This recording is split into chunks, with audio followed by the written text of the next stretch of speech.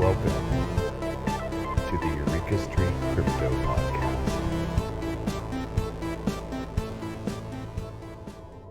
Good morning, everybody. I'm Eureka John, and you're at Eureka Street Crypto, broadcasting live from Leander, Texas. It is 6:45 in the morning, February 6th, 2022.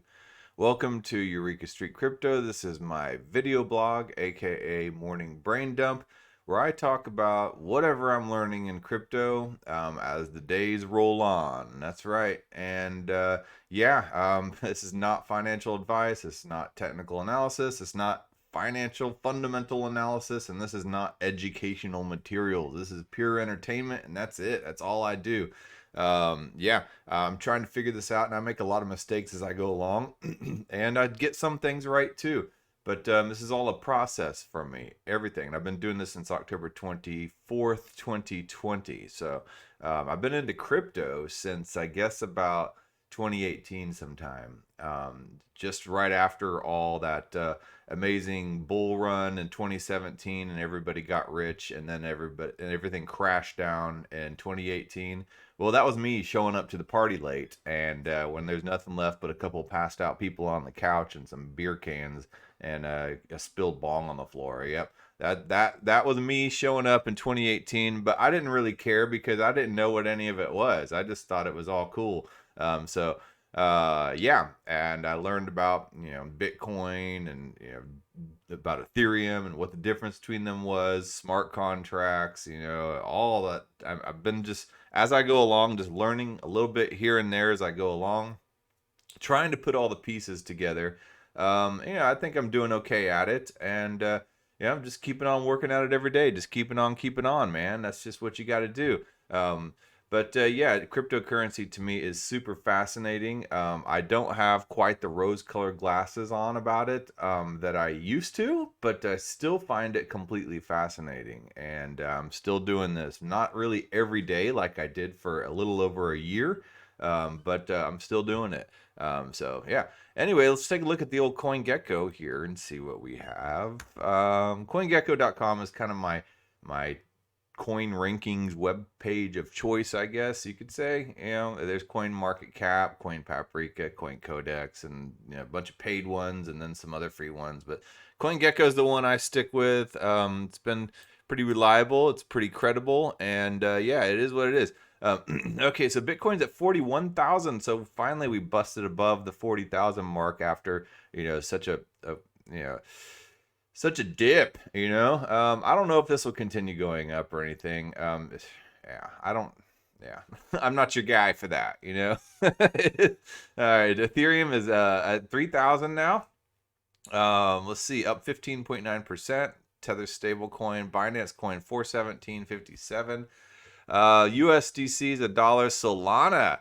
Solana, regardless of the big wormhole bridge hack that happened on the Solana blockchain, which that's what I'm going to spend this episode talking about. It is still up 19.1% in the past 7 days. That's pretty amazing. It's down 0.4% in the past 24 hours. Cardano, $1.12, up 5.7%. XRP's up 8. Everything's up right now. So XRP's at 67 cents. Polkadot's at 21.44. Terra's at 55.40. The Doge at almost 15 cents at 0.147, just kind of remain flat right there. It's almost a stable coin right there.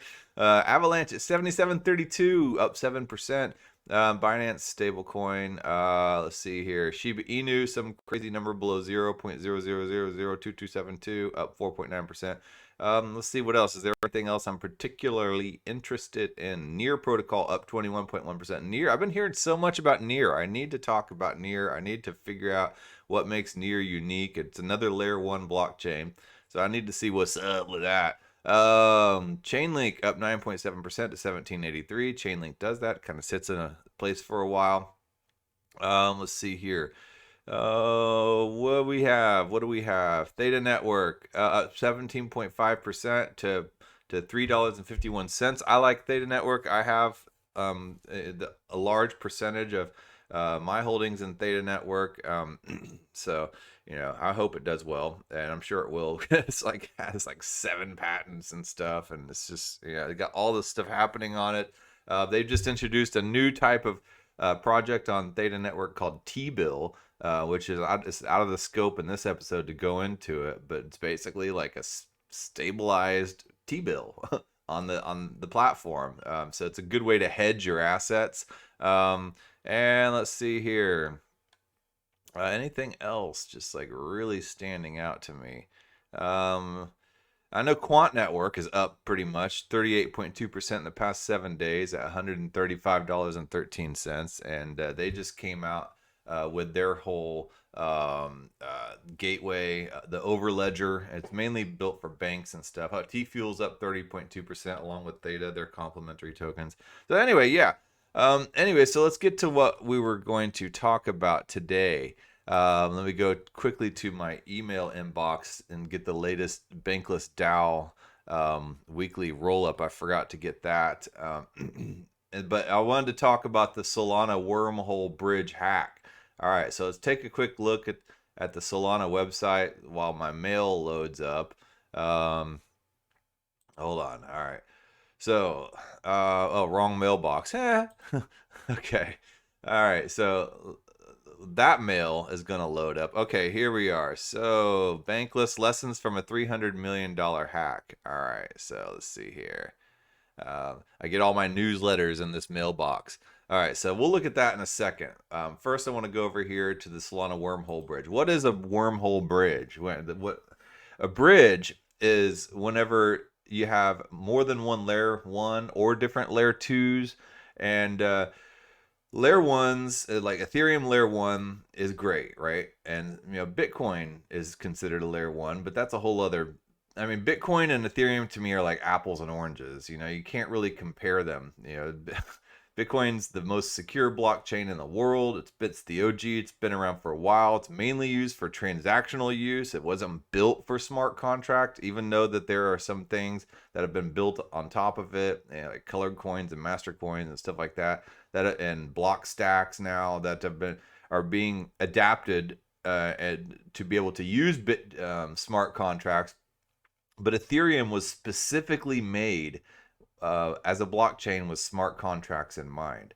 And Ethereum has been great, I think, in my opinion, but it hasn't really scaled as good as it should. It is fairly slow because it is a pretty decentralized. A lot of people would argue with that, but it is a pretty decentralized blockchain, especially when you compare it to blockchains like other layer 1 blockchains like Solana and stuff like that. But for these purposes, I will say Ethereum is decentralized, and so it makes it pretty slow. And then the gas fees in order to run transactions are really high because of the demand for Ethereum. And the way that works is people sit there and they don't sit there. People have to pay gas in order to get their transactions through first. It kind of works on like a auction system almost. And so the highest payers for the gas get their transactions run through first. And then the more demand there is, the more gas people have to pay.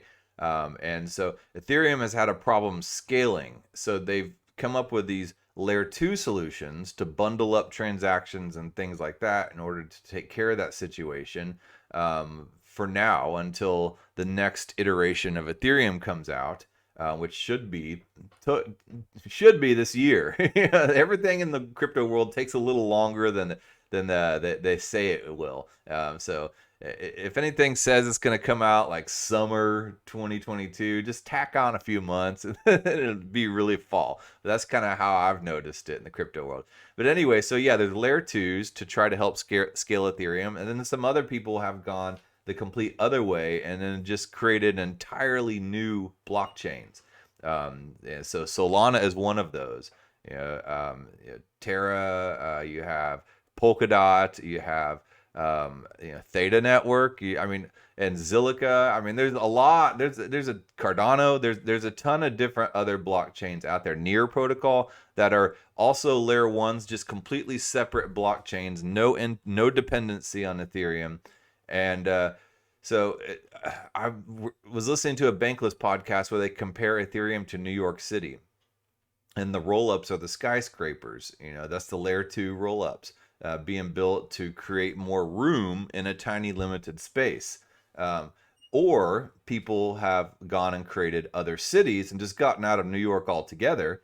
And Solana would be Los Angeles, where you have an open land and you can create a new infrastructure with a technology that is now available at the time that New York didn't have when it was being established. And so, yeah, Solana is another layer 1 blockchain, another city. And um, in order to get these two blockchains to communicate or to be able to transfer activity, money, anything back and forth between these two blockchains, you would need a bridge, because the blockchains generally don't talk to each other unless they have, in a lot of cases, some Ethereum virtual machine capability, which a lot of other blockchains besides Ethereum are building into their blockchains. But that's a whole other subject. My main focus here is that these bridges are being built for blockchains to be able to talk to each other. And that would be like a super highway going back and forth or something like that. And so that's what Wormhole is. And what happens with these bridges is they don't necessarily convert your tokens to the other ones. So the Ethereum, if you were going to Solana, if you have one Ethereum, that Ethereum does not convert to an SOL Solana token. What happens is the Ethereum is wrapped up and locked on the Ethereum blockchain. And then on the other end, on the Solana blockchain, there's a whole new one minted to represent what's being locked and held on the Ethereum blockchain. So there's never really some kind of metamorphosis happening. It's just it's just you lock one up and you create an instance of it over on another blockchain. So that's what bridges do. And there's bridges between layer 1 blockchains. There's bridges between layer 2 blockchains even. So imagine different rollups. You have Arbitrum and you have Optimism, right? Okay, we'll say that, or even Polygon or whatever. And those represent skyscrapers, and there could be a sky bridge between the two skyscrapers. And that's how they transfer back and forth, rather than having to go down the skyscraper, go down to the ground floor on the street level, and which is Ethereum, and then cross over and go back up. All right, so bridges allow direct transfer between different layer 1 and layer 2 solutions. Okay. All right, so Wormhole is one of those bridges, and there are lots of bridges, but here we are at the Wormhole website, and that is built on Solana. Let me zoom out this for the people on the YouTube show, so you can see a little better what I'm talking about. The best of blockchains, more information and value anywhere. Wormhole. All right, so let's scroll down. Let me just zoom this out. Sorry for you audio people bearing with me during this, but it is what it is. It's just gotta make everybody happy. All right, so protocol, the core layer, the foundation that an ecosystem of apps is built on top of, and they. Okay, so all right. Let's see here. Endless possibilities. Portal, a token bridge. All right. Never have to retrace your steps with unlimited transfers across chains for tokens and NFTs wrapped by Wormhole. So it allows you to transfer between all these different dApps, cross-chain everything. Never stop expanding. Chains, information, and users are growing every day. Build on a protocol that is set to scale with no limits right from the start. Explore and experiment. Now is the time to explore and experiment. The only limit to what you're able to use is your imagination. And then power your project. Join the growing list of projects that are composing, raising, and succeeding with Wormhole core layers. So composability is basically taking a feature of one chain or one dApp or one product and then using it in another one. And that's what a lot of these blockchains and layer 2s are doing. They're creating composabilities, and these dApps are doing, they're comparing. There's one feature that you might like on one, and you say, you know what, I can use that feature in this other dApp over here, and I think I'm going to put it together like a little Lego block. But anyway, back to the subject at hand. There's a hack that happened on this Wormhole bridge, and I'll go over here to this Decrypt article. And it was for 320 million which is the second largest hack after the Poly hack that happened last summer, I believe, for $600 million, so twice it. But Poly Network is also a bridge. So what we're starting to see here is a trend of bridges being hacked. Back in 2022 to 2021, a lot of these new DeFi applications were getting hacked. That was the big thing, and I think a lot of the DeFi builders started to catch on to some of the more common DeFi hacks. You still see hacks, but you see a lot less of them, and auditing platforms are getting better at like picking up vulnerabilities to DeFi hacks. So things are, I think we're probably slowing down a little bit, maybe not so much, but now incoming we have all these bridge hacks, and we can only see now that bridge hacks will probably get worse and worse. So let me read some of this article here for Decrypt. Crypto bridge Wormhole replenished after hack for $320 million in Ethereum. So it did get replenished. So they didn't quite lose all the money because they had somebody to bail them out, which is basically the company behind the company that owns Wormhole. So Wormhole, a popular cross-chain crypto bridge between Solana, Ethereum, Avalanche, and others, has restored its missing funds after a hacker yesterday managed to siphon $320 million in wrapped Ethereum out of the protocol.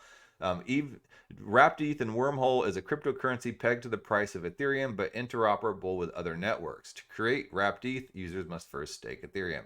The Wormhole team announced on Twitter today that all funds have been restored and Wormhole's back up.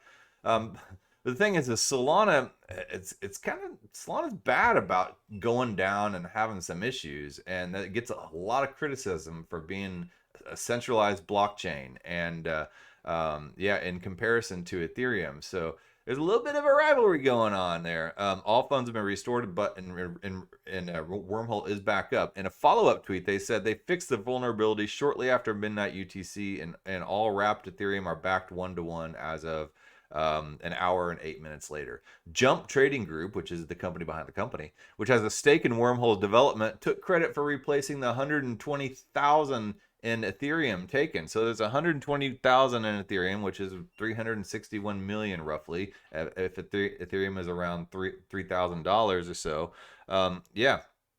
So Jump Crypto HQ, the Twitter handle, believes in a multi-chain future and that Wormhole crypto is essential infrastructure. That's why we replaced 120k ETH to make community members whole and support Wormhole now as it continues to develop.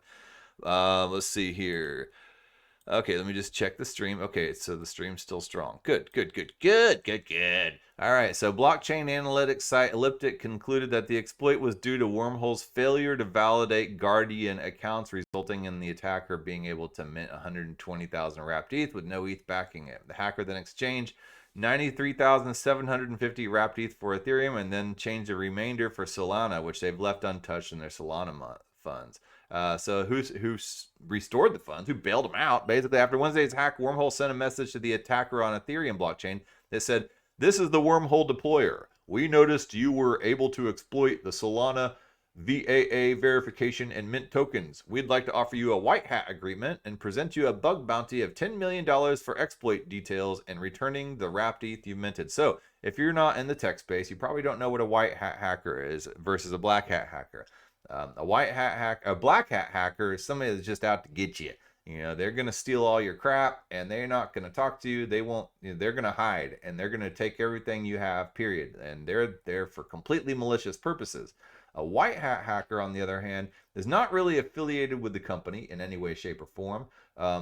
But they might be. I don't know. A lot of companies hire white hat hackers. But they are there to say, "I told you so," and they find a hack and they will pull funds out of it. And a black hat hacker could become a white hat hacker. Would you call that a gray hat hacker? I don't know. But a lot of times they will hack it and steal all these funds and then ask for a bounty, like a ransom, So I mean that's kind of gray hat hackerish, I guess. But that's a white hat hacker, somebody who's there to help.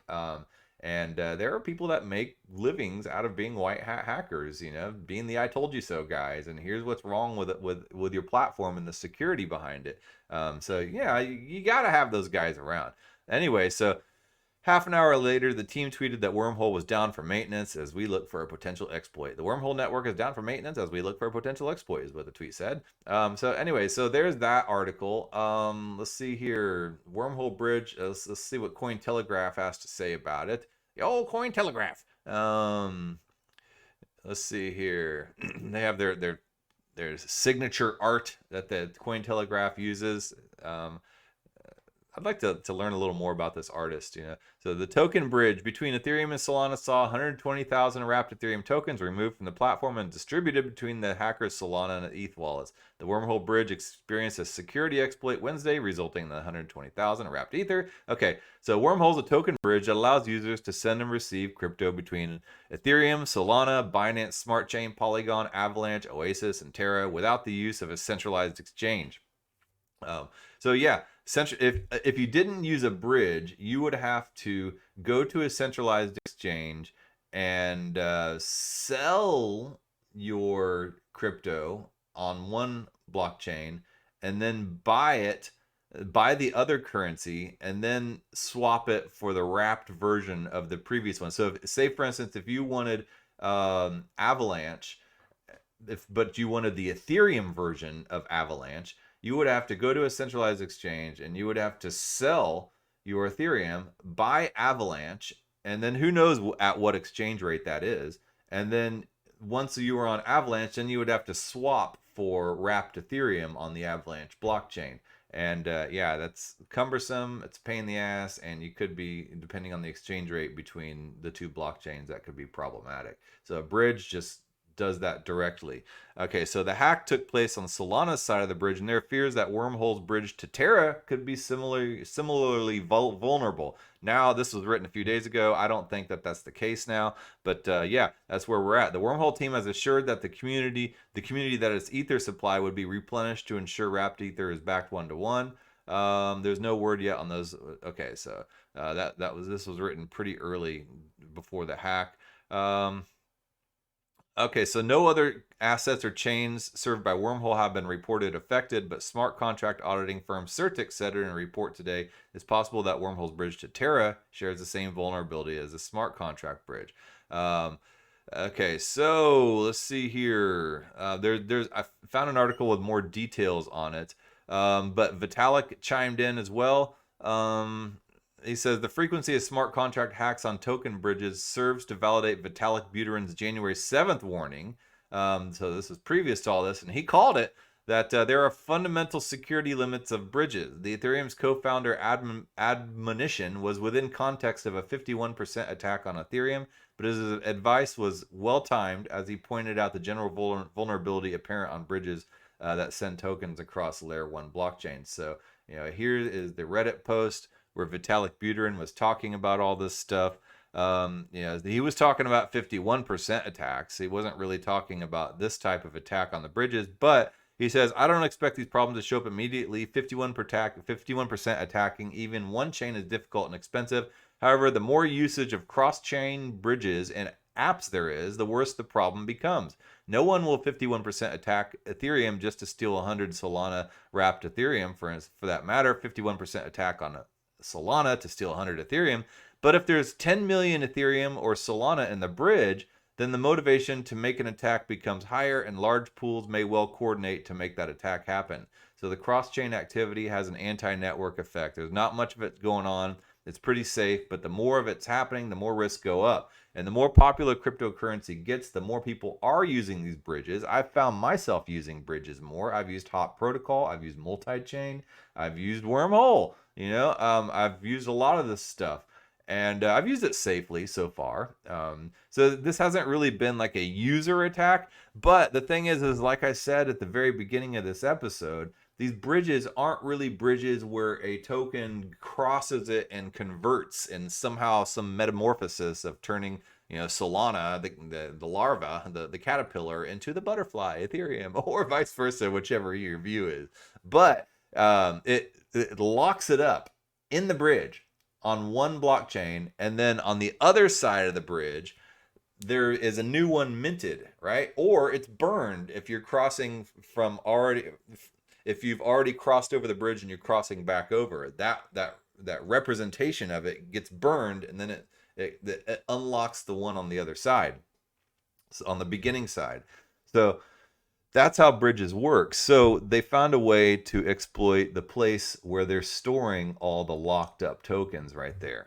So that's I guess a little more detail on what is happening. Here's altcoin Buzz, what they have to say about it. I mean, if you search it, there's just like tons of stuff about it. You can't. I mean, this has been like the main headline this entire week, so I figured I would just go ahead and talk about it. So let's see here. This is what happened with Wormhole's hack. Wormhole uses the Guardian model, a system of multiple decentralized cross-chain oracles, and oracles are the pieces of code that basically are funnel blockchain and no activity off the blockchain onto the blockchain. And so if you want a price feed on an exchange or a stock market ticker or something, there's a piece of code that tracks all those prices off chain and then puts them on chain in real time. So anyway, Wormhole uses the Guardian model, a system of multiple decentralized cross-chain oracles. The Solana node validators run these systems, and the Guardians are responsible to sign off on any transaction.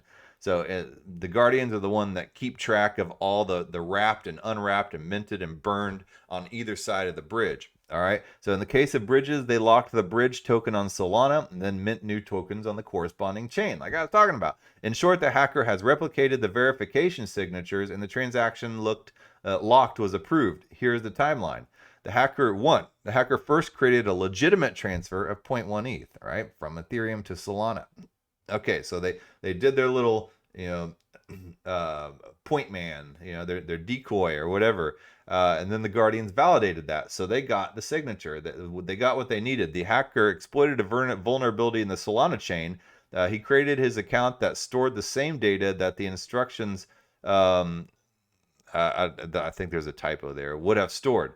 This process bypassed signature validation entirely. Then he minted 120,000 Ethereum in the Solana chain. So, what I was talking about, they lock up a token on one exchange, and then they mint the equivalent on the other exchange. Sorry, they lock up the token on one chain on one side of the bridge, and on the other side of the bridge, they mint the equivalent amount on the other side of the bridge, right? So if you have one Ethereum that locks it up on the Ethereum side, and then on the Solana side of the chain, it will mint one wrapped Ethereum, the Solana version of it. Well, in this case, they got the code, I guess, or the keys or the signature to be able to mint equivalents on the other side, but they did not have to lock up on the Ethereum side. So they just minted and minted and minted and minted all this wrapped Ethereum on the Solana side, and they just kept doing it, and they minted 120,000 damn Ethereum on there, So they figured out the keys in order to be able to mint over on this side for what should have been locked on the Ethereum side, and so yeah, that's what they did. So he was able to bridge Ethereum to the Ethereum network, and here's one of the larger transactions. So yeah, this hack has caused the disparity between the ETH and wrapped ETH ratio, because they have to be backed 1-to-1 in order for the bridge to work. Wrapped Ethereum is usually backed 1-to-1 with Ethereum. The replenished Ethereum has also been added back. So Jump Crypto came and bailed them out. And Jump Crypto owns Citrus One, which is the company behind Wormhole Bridge. So Jump Trading Group is already a well-established, research-driven trading firm in the traditional market. They did not disclose the terms of this action. Moreover, after the hack, the Wormhole team has deployed a fix to the vulnerability. The network's back up. The Wormhole offered the hacker a $10 million bounty to return the funds. They sent the below message to the hacker's Ethereum address. You can find the message in the picture below. That says, "This is the Wormhole deployer. We noticed that you were able to exploit the Solana VAA verification and mint tokens. We'd like to offer you a white hat agreement and present you a bug bounty at 10 million for exploit details and returning the wrapped Ethereum you have minted. You can reach out to us," and they gave the email. You don't have to do anything as a user. It's not impactful to people like you and me. Most of us use bridges for one direction transfers and then use the funds for various purposes. In the case that Ethereum loses its peg, you've lost the value of the Solana ETH in the Ethereum ecosystem, and you also are unable to get back your original currency stuck in a second chain. As Jump Crypto is now brought brought back the peg by adding Ethereum from their fund, the bridge should act normally. So they say you'd always recommend using safer bridges like Stellar. I've used Stellar. Stellar's fine. So should you continue using bridges? Bridges are stopgap arrangements. They do not solve the fundamental problem that blockchains do not talk to each other. So basically duct tape is what bridges are. The current lock and mint bridge architecture have multiple drawbacks. As bridges are becoming multi-chain, the trail of a particular token is getting spread across multiple chains. True, multiple dApps will use these tokens, so this will create interdependence between the chains, therefore threatens the economy of the entire ecosystem. So you can only do that so long of transferring back and forth these bridges, and then who knows what that coin does over in the other blockchain. It's like when you go over the bridge to Mexico, for spring break, who knows what you're doing? You can get dirty over there, and then, or vice versa here in the United States. I'm not saying anything, but and then you come back over the bridge and you leave all that behind. It all just gets burned. But the longer things are over there, it creates these interdependencies, and say you go from that one and you take that wrapped Ethereum and you go to another chain, and then everything just gets all gobbledygooked, and I don't know what that would cause, in the long run, but we're not there yet. So as bridges lock up a huge volume of ETH and can be a single failure point, the incentive to attach bridges is very high. So Wormhole, a DeFi bridge between Solana and other blockchains, has reportedly been exploited with 260 million stolen. That makes it the 5th largest crypto hack of all time. So they said read more what Vitalik Buterin has to say about it, and we already did. Finally, the future belongs to multi-chain blockchains, wherein the core there is a layer 0 chain that ideally feeds on security and governance to its network blockchain. This makes all such blockchains interoperable. The Polkadot Parachain Network and Cosmos IBC are great examples. So they're trying to solve these types of issues in Cosmos and Polkadot. And then one final thing I wanted to get back to was my email of what Bankless has to say about it. They wrote a pretty good article. Dear Bankless Nation, this week, or letter in my newsletter, earlier this week, Solana's Wormhole bridge was compromised. Okay, so with the dollar value exceeding $300 million, this is the second largest smart contract hack in history, trailing only $600 million to the Poly Network hack of 2021. Both of these attacks targeted cross-chain bridges. It's now a pattern. Bridges are high-value targets for attackers, meaning that bridge security now is more important than ever. So back a couple years ago and back in 2021, it's all about these DeFi hacks that were happening and DeFi exploits. And a lot of people and auditing companies and stuff like that and developers were starting to get smart to a lot of these tactics. Now a lot of these tactics are now switching over to bridges because bridges are new technology. So wherever there's new technology, there's going to be new opportunity for hackers. Lesson 1, simplicity is security. Use simple bridges. Complicated code is a red flag for bridges, and it is complicated when you have to lock up one currency and then mint on the other and then keep an account for that and then have the Guardian validator, Guardian type of node to be able to keep track of that, the one-to-one backing and stuff like that. Complicated code is a red flag for bridges. Every line of additional code is an additional security risk to the bridge. Core bridge logic should contain only the bare minimum logic required to make the bridge work. Any additional code compounds the risk. So look for transparency. See if you can find the code to the bridge. If it's like super complicated, then that's an issue there. If it's pretty simple, then hey, it's great. And I know you might not be able to tell whether it's complicated or not, but you can scroll down and see how long it is. If it's like 3,000 million lines of code, that might be an issue. But if it's pretty short, if you find one that's shorter and you can compare them, the shorter one might be a little more simple, I would think. I don't know. But that's just, I'm not a developer, so I don't know. I'm just speaking out of my butt. So lesson 2, roll-up bridges are better. Cross-chain bridges have more moving parts than roll-up bridges. So while this particular exploit did not involve the nature of cross-chain versus layer 2 bridges, it did invoke a conversation about surface risk area with cross-chain bridges. While both roll-ups and non-roll-up bridges can have bugs, the latter has exponentially larger attack surface involving 1, social engineering attacks against guardians or data custodians, 2, rogue validators of the weakest chain, or 3, buggy signing wallet. And then the Lindy effect as well. If it's been around longer, it's probably better. The longer it's been around, the longer it will persist. So that you got to find a bridge that might have been around for a while. Wormhole, I think, is fairly new in comparison to some of these other bridges. The problem with cross-chain bridges is that the extra complexity is a limit on the ability to generate Lindy. Okay, so every single risk factor reduces the strength that time plays in the ability to access security. Bridges with minimized lines and minimized external dependencies achieve maximum Lindy. All right, so that's kind of what I was talking about the complexity of the code. And then lesson number 3, we cannot rely on bailouts.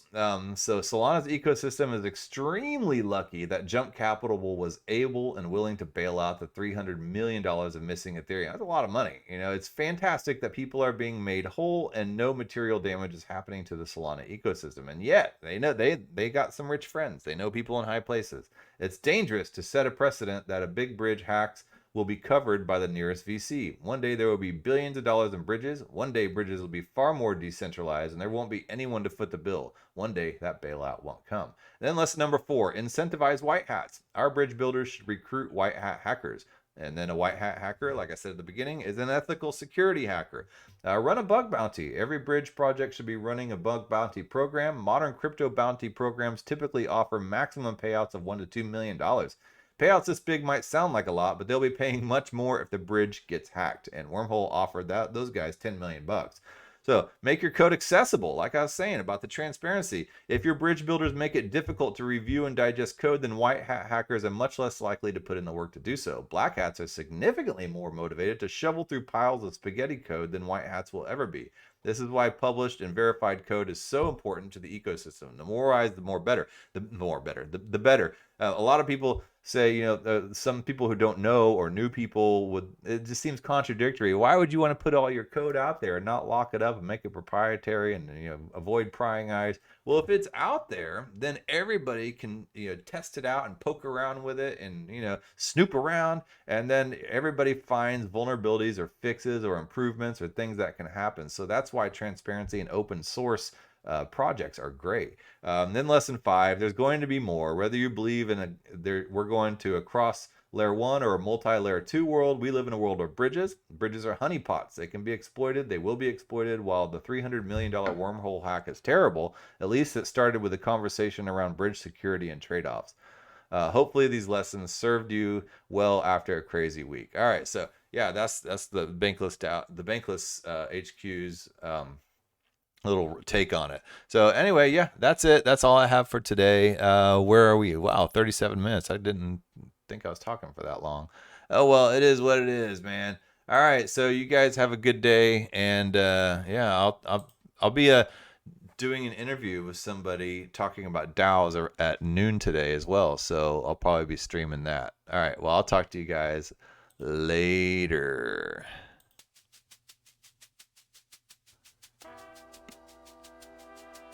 Thank you for making it to the end of this program. If you actually like this content, give a thumbs up. And if you want to hear more, just hit the subscribe button. I'm available on YouTube, Odyssey, and BitChute, and on all the major podcasting platforms in audio version. Spotify specifically. If you would like to follow and leave a review, that would help a lot. I am also available on Twitter at EurekaJohn1. That's EUREKA John, JOHN, and the number 1. My DMs are always open. Feel free to shoot me a message. Thanks again.